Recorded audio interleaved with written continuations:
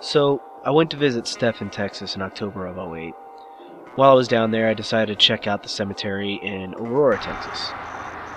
With a population of 376, this town that almost disappeared from the state entirely. Today, its history bears a strange incident that compelled the Texas Historical Commission to designate a mention on an official marker. As the story goes, on April 17th of 1897, a UFO crashed into J.S. Proctor's windmill, killing the pilot. The Dallas Times-Herald reported the being of the flying craft was not of this world.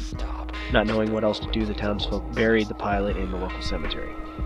What makes this particular story interesting, aside from the fact that it obviously predates the better-known Roswell incident in 1947 by 50 years, is that the Wright brothers' first successful flight wouldn't happen for another 3 years.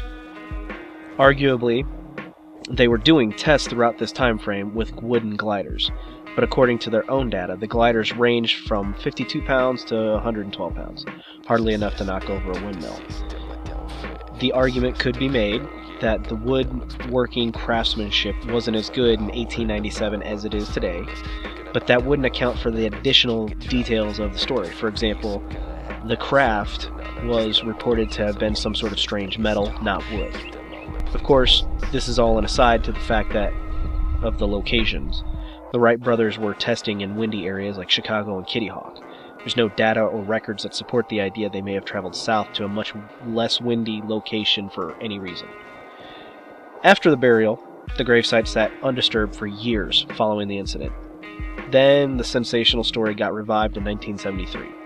Shortly after the public recount of the incident, the headstone disappeared and has never been replaced. Jim Marrs, author of the movie and the book, JFK, got to see the headstone before its disappearance while researching another of his books, Alien Agenda, in the early 1970s. He claimed there was a symbol like an inverted V with 3 circles engraved on the headstone. That particular symbol can be seen in Stargate, whether by accident, coincidence, or design.